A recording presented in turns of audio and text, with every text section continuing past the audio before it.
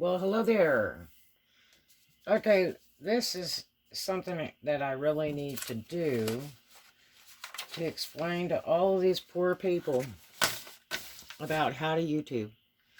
Because I spent days and months watching other people's YouTube videos and all these big pros and everything, and showing that they had their YouTube room with the walls painted white and a $2,000 leather couch and fine coffee table and a Rode microphone that's like $700.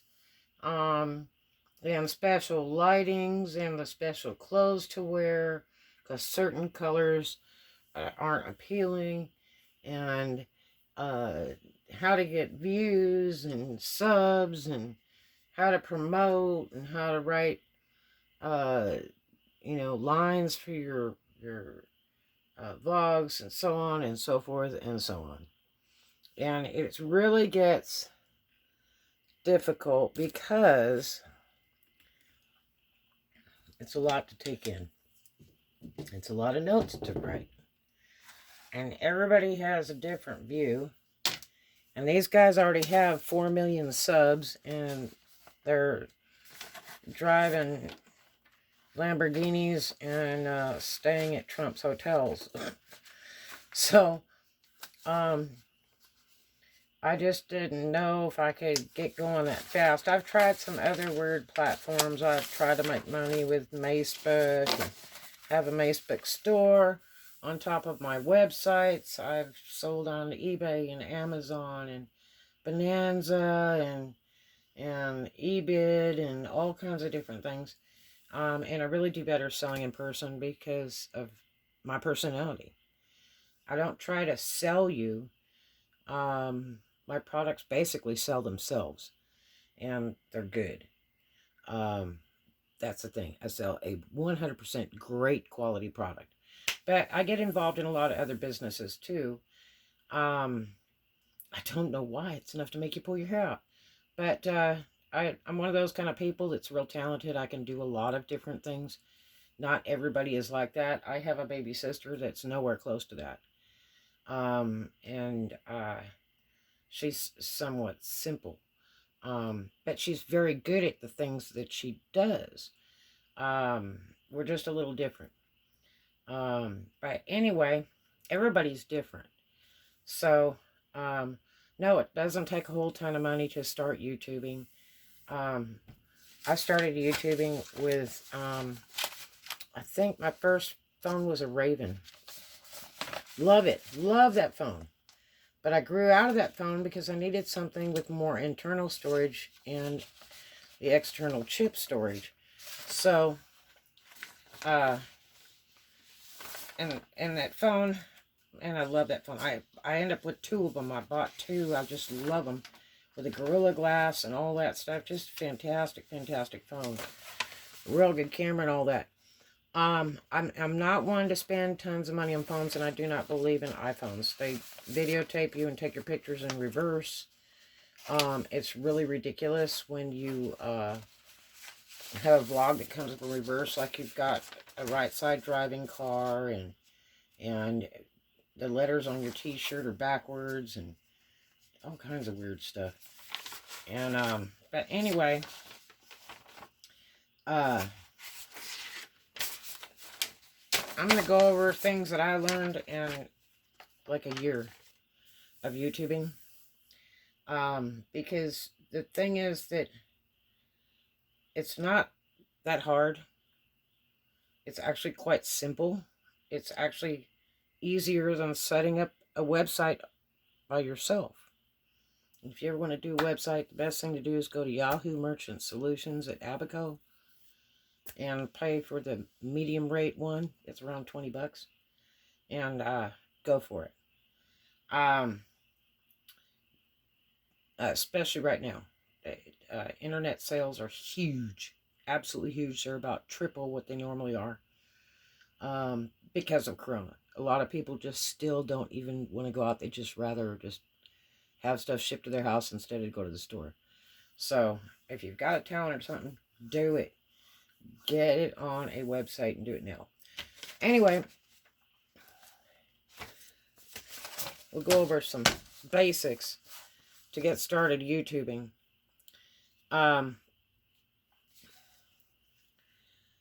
Landscape mode. Make sure to do your videos in landscape mode. I cannot overexpress that. If you don't, and you do them all like this, vertical, you look about 500 pounds. It's a little tiny picture when people are looking at it on their phone. It's a little tiny picture, and they can't see it. And you know, it's horrible. When you go to turn it sideways, the thing just spins around and it's just retarded. You've got to turn the phone horizontal. I've got 2 other vlogs about that. Learn how to turn the phone horizontal so you can go in landscape mode. And you're going to have to learn that when you go live. The live became restricted because the platform had too many users on it doing it from their telephone. And it just stressed out the platform. It ruined the quality of the vlogs. It just was a mess. So they put a restriction to where you have to have 1,000 subs and like 400,000 minutes or something to be monetized, and then you can go live from your telephone. Now you can go live before 1K subs on your computer, but you have to load all these different programs and stuff, and you know, to do it. But you can do it. And you better make sure you have really good internet. Otherwise, it'd be choppy garbage. And it's just aggravating when you're trying to watch somebody's vlog and they're trying to tell you about something that's real serious or real pieced in, and all of a sudden, like, their lips aren't matching their voice, and the picture's retarded, and look at your background. Look at what's behind you. If you're filming face front, make sure your house is clean. You know, you see so many people that vlog, and it's like, you know, the dogs are doing each other in the background, or, you know, all their dirty clothes are in a pile. The bed's not made, or whatever it is. Think about where you're vlogging, you know. It's really important. Now, I don't do a lot of face front stuff because I do a lot of outdoor stuff, and I have hair past my butt, and I will look like Rat Woman in the wind. So I just don't do a lot of that. I'm a pretty good speaker, so I really want people to more concentrate on what I'm trying to say or show them, versus them looking at me and then everybody wants a date. I'm not here for the dates. I am here to try to share my experiences or educate you with things that I learned a long time ago or just yesterday. And it'll make your life easier. Or funny things, funny situations, art, theater, music, just whatever, okay? So try to go in your landscape mode. Use a phone or a camera. You know, most people can't afford to go out and buy an Picasso or you know, a GoPro. GoPro, you're talking 300 or better for a fairly decent one.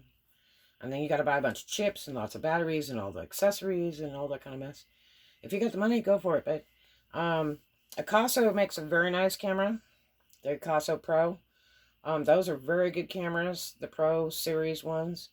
They're really, really, really good and very comparable to a GoPro. Your phone is great if you have a big enough chip in it, and you have enough internal space in it, and you have good signal. You don't really have to worry about a 5G phone because there's really nothing 5G yet. There's very, very little. And you have to be by a 5G base to get it to run on that 5G. So, hey, you're talking maybe a couple years from now, when everything kind of rolls out to 5G. It took them forever just to get from 2G to 4G, okay? It took several years. Um, but, I mean, 4G was pretty fast, but once you get a whole ton of people on there, it's just not very fast. And then depending on your service, if you're, say, in California, Verizon doesn't work that great. AT&T works better. Um, uh, my last trip to California, we had one phone was AT&T, one was Verizon based, and the Verizon based phone just kind of shut down. It didn't want to do anything. It didn't want to dial. It didn't want to do anything. But the AT&T phone worked great. It was like, oh my gosh. But yet, you know, if you're in the South and all that, that Verizon phone will work just about everywhere. So, I use Straight Talk services, prepaid by the month. And I get the most expensive one, the one that's not overseas, but I pay like $55 in tax, where I get unlimited internet and all that kind of stuff. But I Wi-Fi when I can, especially uploading videos, because it'll chew up your gigs. And when you run out of gigs, that phone runs like a brick. Okay, I use a micro SD card chip. This is this little dude back here. See that? You have two chips. You have the one that operates your phone, and then you'll have this one here. Whatever chip that your phone uses, except for iPhones don't do all that. They have their own stuff goes to cloud, and I don't want my stuff going to any cloud. I like to have my stuff for myself because I own it. I don't know what cloud it is and who sees all that or whatever. I'm just not in for all that. I don't want to be hijacked or anything else.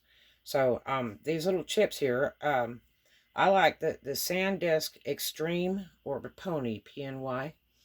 The ponies are a lot cheaper. You can find them online, like at Walmart. Like in the sales section, they're really cheap. And I have like a bag of them because I just start collecting them. If I do car shows, I bring about 6 chips with me and extra batteries because I am just using this stuff up. And a lot of shows and stuff, it's hard to go live because the signal's weak, so you need to tape it. So you put it on your chip. When you get time, load it.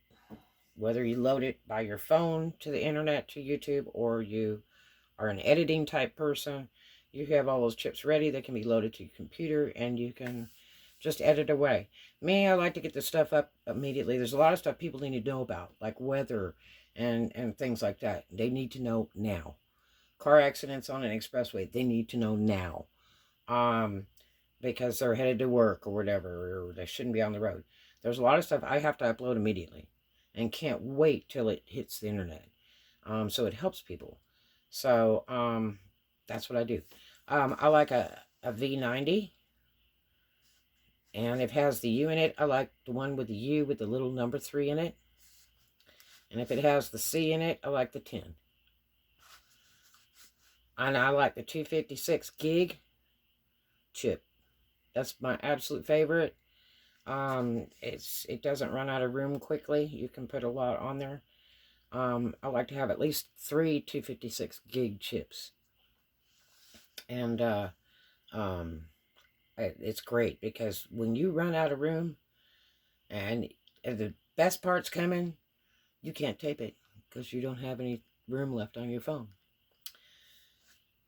A phone case is a really good thing because if you drop your phone or whatever, then you're out of service. It's really good to have a nice phone case that's hopefully going to protect your phone if it hits ground. It does happen at times. I think I've dropped the phone I'm using right now once. And this phone is a Raven. That was one of my first YouTube phones right there. I still use it. I use it as a backup phone to tape stuff or tape stuff that comes off this phone that I'm using. I go ahead and run a movie on this, filming this phone.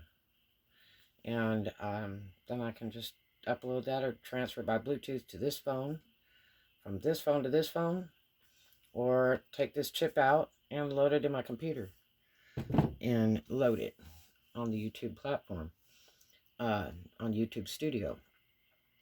So phone case is a real good thing. Uh, you don't want a bunch of sparkly stuff next to the video camera. It can affect your filming. It'll look like water spots because it's reflecting by the camera while you're trying to film. So, you know, try to keep it fairly simple. A selfie stick is a great thing to have. It doesn't have to be majorly expensive. It doesn't have to be remote. It doesn't have to have a push button, start, or any weird stuff like that. Just a selfie stick. Where you get it used, new, whatever. It doesn't have to be $1,000,000 item. Just a selfie stick. As long as your phone or your camera will fit in there, that's a good thing.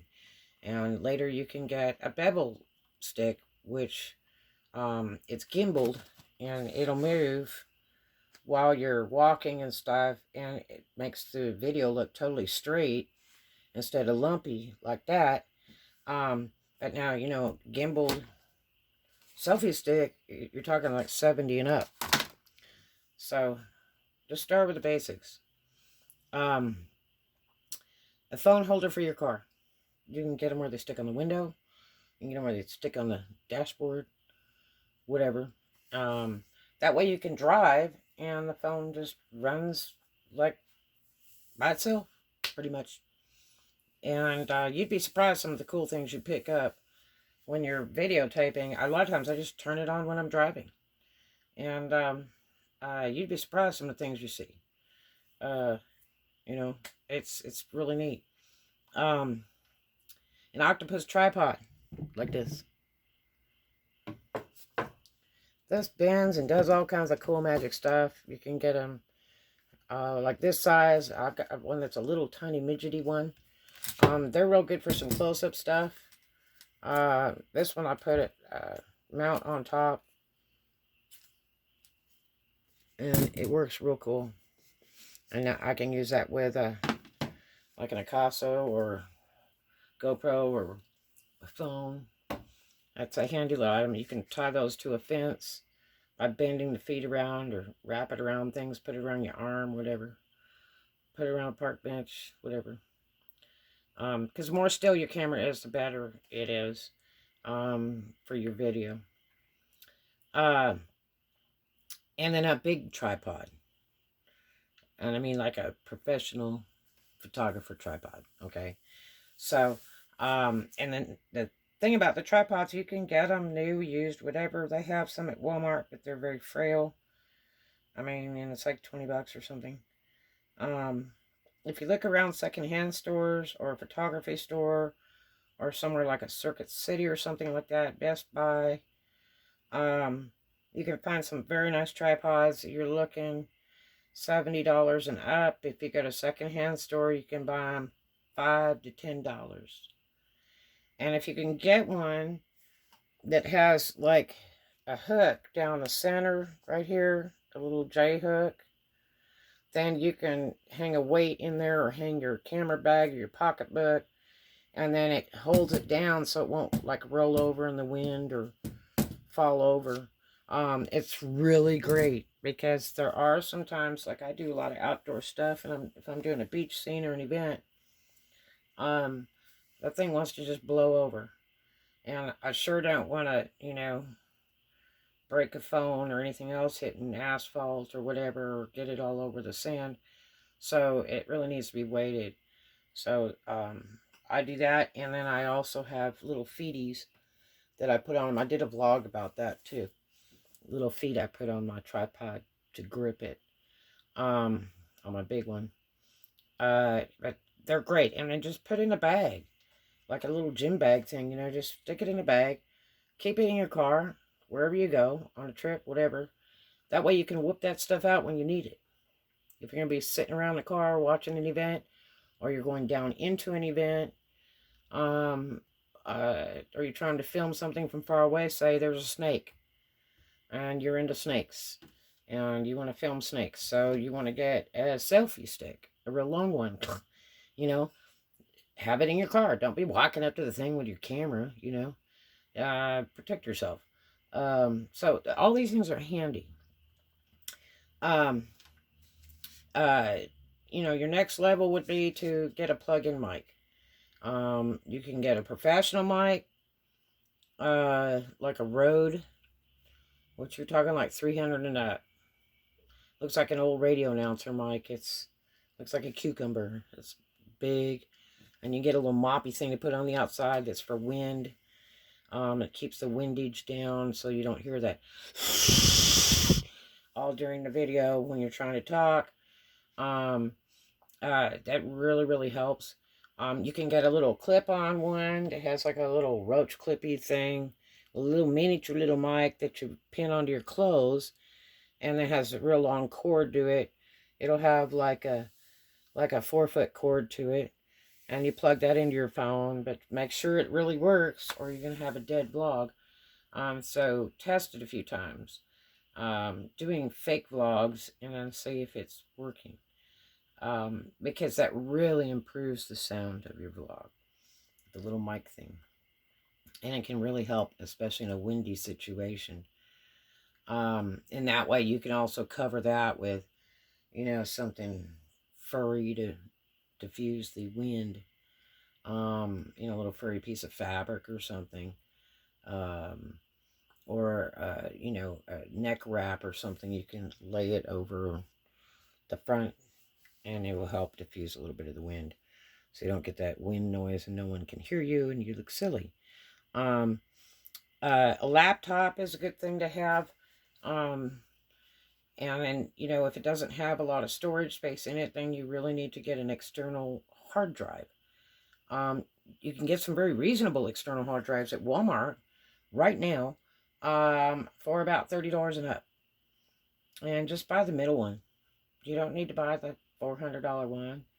And the little $29 one isn't going to be much room before it's all over with. Try to save all your vlogs, unless they're just absolutely worthless crap. Delete them, but save all the other ones in the event that you need to re-upload one because it was deleted because it had music on it that you weren't licensed to have, or whatever reason. You need to have copies of all those vlogs. Even if it's for legal reasons, you need to have copies of all those vlogs in the event you get into a legal situation on a vlog you're doing. So that way you have, your copy. And just whatever laptop, just, if you're going to buy, an El Cheapo small one, then go ahead and buy an external hard drive to back it up so you can move all that big stuff, because movies, pictures, and music take up a huge amount of space on anything, whether it be your phone, your computer, or whatever. And it's really good to have a backup. If you're running an external drive, make sure to replace it after about 3 years because they will croak. I have one that's really expensive, Western Digital, I think it is. And oh my gosh, it's got major stuff. And I drove by the corporate one day on one of my travels, and I should have took it over there and said, hey, figure this out, because I got a bunch of stuff on here I need. Because all this stuff, I can't even access it. So I think they just get old after a while, and you just really need to move all that stuff onto a new external hard drive, and just keep with it so that you can, you can plug that thing into any computer and then access it if you're doing, like ads for your website or ads online.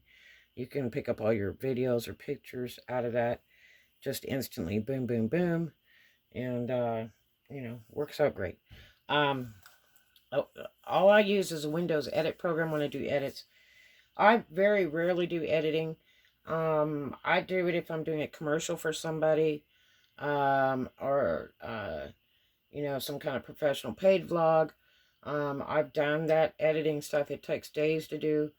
There's problems with all the editors because they have their own little music, and when you put it on YouTube, they'll call violation on you because the music isn't legal for you to use. And so the only real legal music to use is the YouTube music on the YouTube Studio platform, or you have to get permission from the person that owns the music in order to run it on your vlog. And then you have to make a bunch of statements about it on your vlog. So the edit programs are real losers because their music is just not compatible with YouTube. But I just use a Windows Edit program. I've used two different ones. One I really, really liked, but it kind of like holds my video in that program. It doesn't release it to the computer, so I had trouble loading it to YouTube. So I had to like Bluetooth it to a phone in order to load it from the phone to YouTube, something. I don't know how that goes. But anyway, my daughter did a lot of that editing stuff. She's pretty good at it. I'll tell you who does some outrageous editing is BB's Adventures. Her guy does some beautiful, beautiful editing. His intro to the vlogs, the old release on the newer ones, is very, very well done. And she's a big thing with purple. She loves purple, so everything's like purple. Her car is purple. Purple lights, purple everything. She's very purple. He does some beautiful, beautiful editing. And, but, I mean, that stuff just takes forever.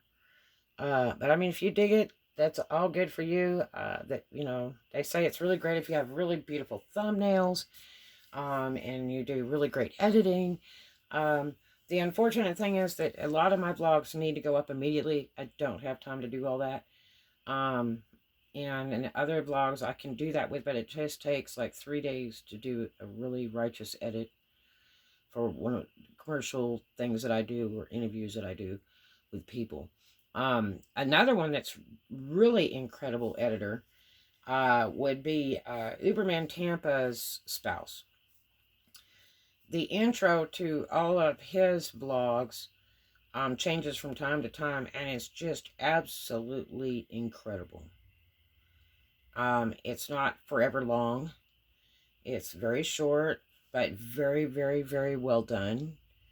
And also, Uberman Tampa does a really good live. He has all this stuff going on the top of the vlog. He's got some banner there. He's got banner that travels through here, and some click-on stuff. And he knows how to do all that cool magic.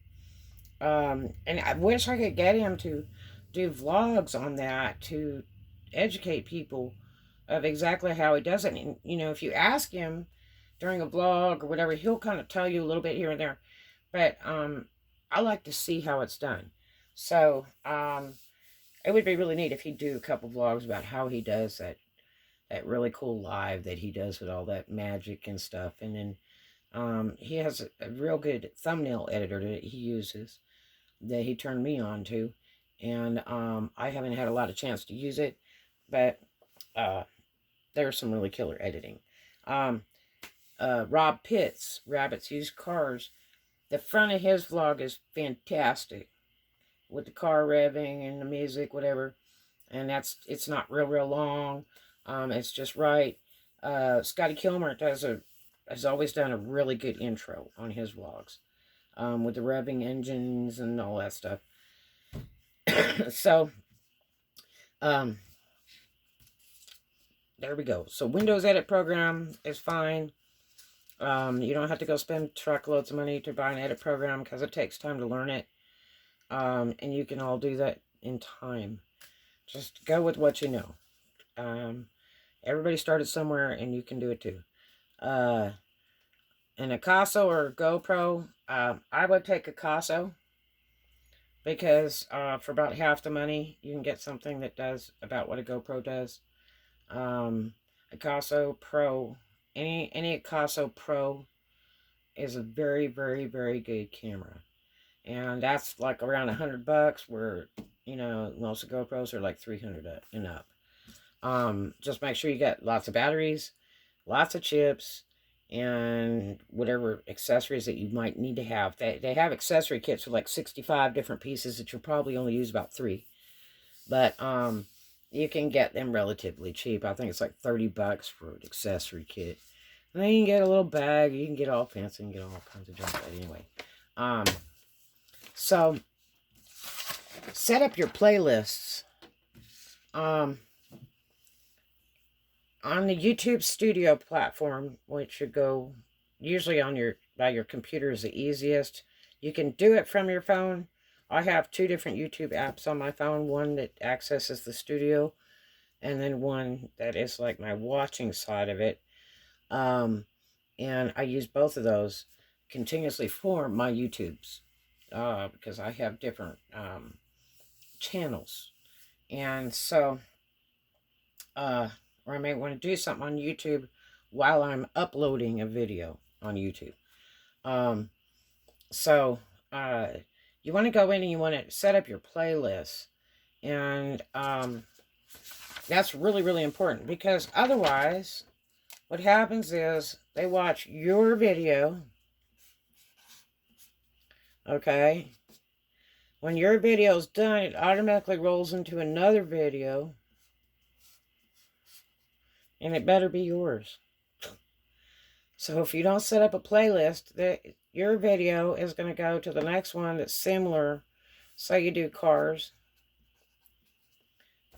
Well, the next one is going to be probably Scotty Kilmer instead of your video. And the way you do that is you go to YouTube, to your channel at YouTube Studio, and you go to create playlists.